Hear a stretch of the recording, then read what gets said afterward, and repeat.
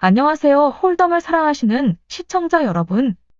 열혈 홀덤 플레이어 열혈언니입니다. 며칠 전 한국 홀덤펍에서 열리는 대회에 참가했었는데 생각외로 경기 내용이 좋았고 몇몇 분들의 경우는 해외 대회에서 해외의 프로들을 상대로 플레이해도 될 정도로 실력을 갖춘 모습을 보고 깜짝 놀라기도 하였습니다.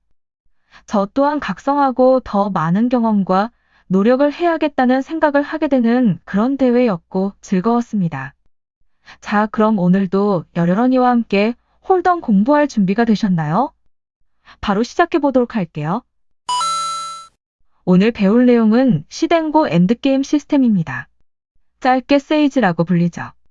블라인드가 매우 높고 2명의 플레이어만 남아있는 게임인 헤즈업을 위해 특별히 고안되어진 시스템으로서 특히 시덴고 토너먼트 스타일이나 블라인드 텍스처가 높은 터보 게임 등에서 많이 사용되어집니다. 많은 플레이어들이 평상시에는 실력 있는 플레이어임에도 불구하고 블라인드가 스택에 비해 매우 높은 상황에 익숙지 못해 그 뛰어난 실력을 발휘하지 못하는 경우가 많습니다. 바로 이런 상황에 세이지를 활용하면 자신의 장점을 5%에서 최대 40%까지 상승시킬 수 있다고 하네요. 시스템 자체는 비교적 간단하여 쉽게 배울 수 있습니다. 이번 영상에서는 세이지를 사용하는 조건과 플레이 방식에 대해 다루도록 할 거예요. 세이지에 대해서 설명을 드리자면 세이지 시스템은 소위 말하는 평형 전략을 근거로 합니다. 이 전략은 자신의 승산을 저하시키지 않으면서 자신의 플레이 방식에서 벗어나는 경우는 없다. 라는 전략적 평형을 묘사하는 건데 약간 어렵죠? 어이가 없네. 연구에 의하면 평형 전략을 사용하는 경우 작은 스택으로도 헤즈업에서 동전 던지기 결과를 내어 포커 경험이 많은 상대 플레이어에게 휘둘리는 일을 막을 수 있다고 합니다. 세이지는 모든 스타팅 핸드 169개의 해접에서의 각 강점을 분석하여 고안된 것으로서 실질적인 수학적 최상치와 거의 일치합니다. 수학적 최상치는 게임 도중에 산출해낼 수 없는 반면에 세이지의 산출은 게임 중 가능합니다. 세이지에 관하여 짧게 요약하자면 이 영상에서 설명하는 전제 조건이 충족될 때 스몰 블라인드에서는 언제 올인해야 하는지, 빅 블라인드에서는 언제 상대의 올인에 콜해야 하는지에 대해 개괄적인 작은 도표로 최적합 전략을 제공해 주는 겁니다. 그럼 세이지를 언제 활용할 수 있는지 볼까요? 세이지 시스템이 적용되기 위해서는 3가지 조건이 충족되어야 하는데 첫 번째는 자신과 다른 상대방 1명만 남은 해적 상태여야 하고 두 번째는 블라인드가 스택 크기에 비해 매우 높은 상태이며 테이블에서 가장 작은 스택인 쇼스택의 스택은 최대한 빅블라인드의 10배 어라운드여야 합니다. 상대방과의 스택 차이는 여기서는 그다지 중요하지 않습니다. 중요한 것은 오로지 쇼스택입니다. 왜냐하면 한 핸드에서 최대한 얼마나 많은 칩이 플레이될 것인지를 좌우하는 것이 쇼스택이기 때문입니다. 세 번째는 스몰 블라인드 포지션은 푸시 아니면 폴드로 플레이해야 합니다. 즉 플롭이 깔리기 전에 카드를 버리든지 올인하는 플레이를 말하죠. 스몰 블라인드에서 빅 블라인드를 따라 콜하거나 작게 레이즈를 하여 오픈한다면 세이지를 적용할 수 없습니다. 그러면 세이지를 활용해 볼게요. 세이지 전략의 출발점은 핸드의 강도를 표시해주는 소위 파워 인덱스, PI 차트라는 것입니다. 파워 지표, 즉 PI를 산출하는 방법은 카드의 파워 수치는 카드 숫자와 일치한다입니다. 화면에 보이시는 것처럼 8은 8, 9는 9, 10은 10, 잭은 11, 킹은 12, 킹은 13, 에이스는 15로 계산합니다. 본인의 핸드 중 가장 높은 스타팅 카드의 파워 수치에 곱하기 1을 합니다. 그 결과에 낮은 스타팅 카드의 파워 수치를 더하시면 됩니다. 스타팅 핸드가 소위 말하는 파켓 페어이면 위 결과에 21을 더하시면 됩니다. 스타팅 핸드가 같은 색깔, 즉 수티드 핸드이면 위 결과에 2를 더하시면 됩니다. 이 산출의 결과가 핸드의 PI입니다. 여기서 보시면 아시듯이 해적 상태일 때 에이스 원핸드로도 올인을 할 수 있는 이유와 일맥상통한다고 볼 수 있을 것 같습니다. 예제를 한번 볼게요. 에이스의 파워 수치는 15, 7의 파워 수치는 7이죠. 가장 높은 카드인 에이스의 파워 수치에 곱하기 2를 하면 30이고요. 여기에 가장 낮은 카드 7의 파워 수치를 더하게 되면 37입니다. 해당 핸드의 파워 인덱스는 37이 됩니다. 수딧 핸드 예제를 보겠습니다. 4의 파워 수치는 4, 2의 파워 수치는 2. 가장 높은 카드인 4의 파워 수치에 2를 곱하면 8입니다. 여기에 가장 낮은 카드 2의 파워 수치를 더하면 10이 됩니다. 같은 색깔의 수티드 핸드이기 때문에 더하기 2를 해주면 12가 됩니다.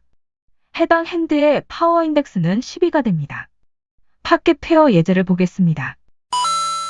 10의 파워 수치는 10이고요. 그것이 2장이 있습니다. 10의 파워 수치에 2를 곱하면 20. 여기에 나머지 카드 10의 파워 수치를 더하면 30이 됩니다. 여기에 카드가 페어이기 때문에 21을 더하게 되면 52가 됩니다. 해당 핸드의 파워 인덱스는 52가 되겠네요. PI를 실제 적용해 보도록 할 텐데요. 그 다음 두 번째 단계로 R의 수치를 산출해내는 것이 중요합니다. R은 단순히 숏스택이 지니고 있는 빅 블라인드의 배수이며 R은 이미 지불된 블라인드를 뺀 값에서 계산하시면 됩니다. R은 숏스택의 크기 나누기 빅 블라인드 크기입니다. 숏스택의 크기에 따라 각 핸드의 최적절한 액션이 무엇인지 다음 도표에서 뽑아낼 수 있습니다. 다음과 같은 간단한 두 가지 규칙에 따라 취해야 할 액션이 달라지게 되죠. 스몰 블라인드 포지션에서는 PI가 도표 두 번째 열에서 표시된 수치보다 크거나 같은 경우 바로 올인하면 됩니다. 빅 블라인드 포지션에서는 PI가 도표 세 번째 열에서 표시된 수치보다 크거나 같은 경우 상대의 올인에 콜하면 됩니다. 예제를 보고 갈게요. 블라인드는 600에 1200입니다.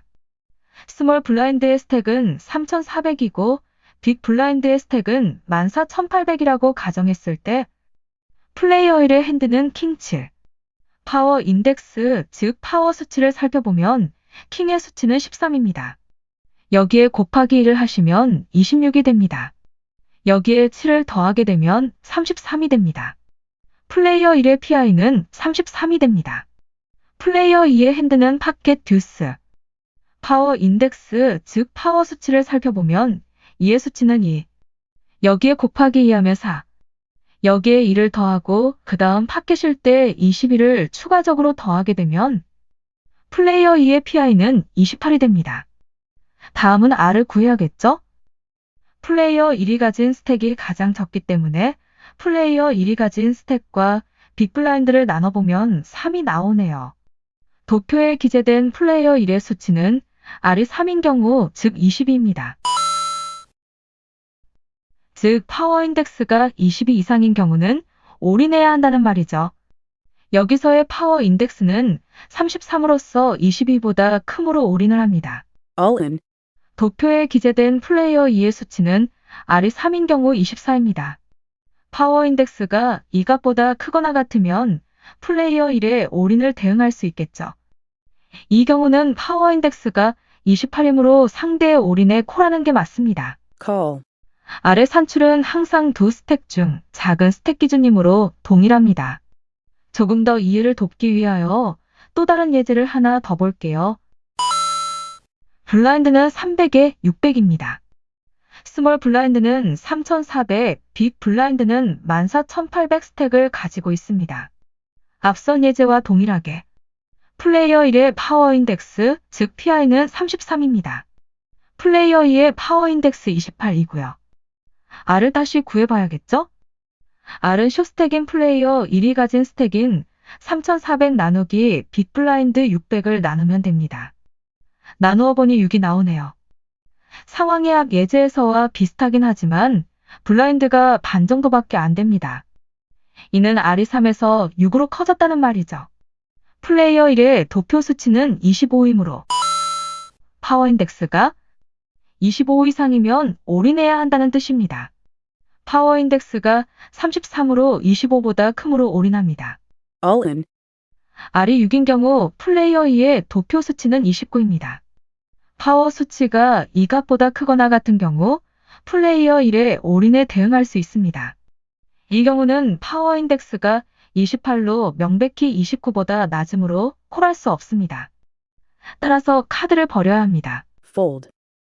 자, 그러면 전체적으로 정리를 해볼게요.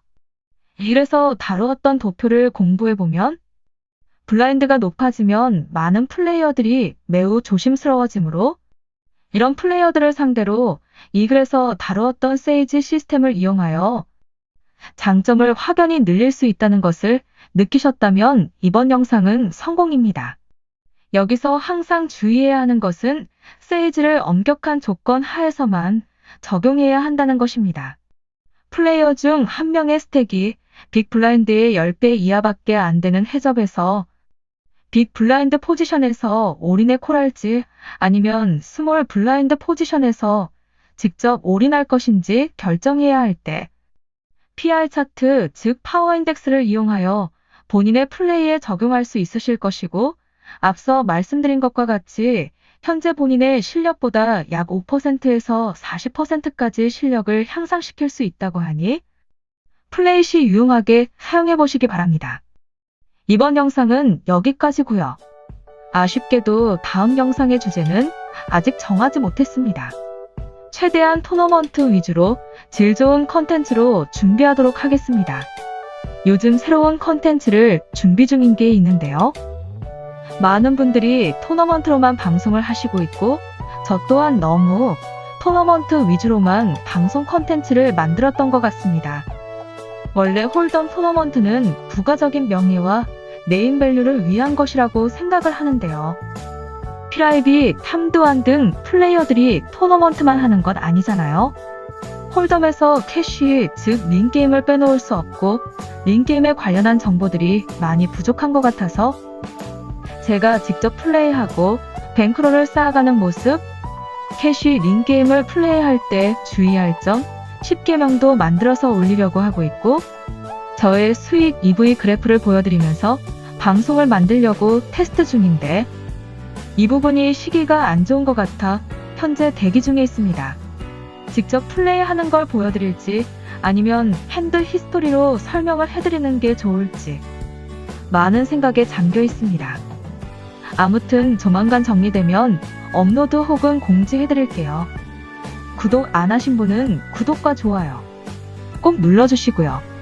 구독자분이라면 좋아요와 댓글 부탁드립니다. 이번 영상도 끝까지 시청해주셔서 감사합니다.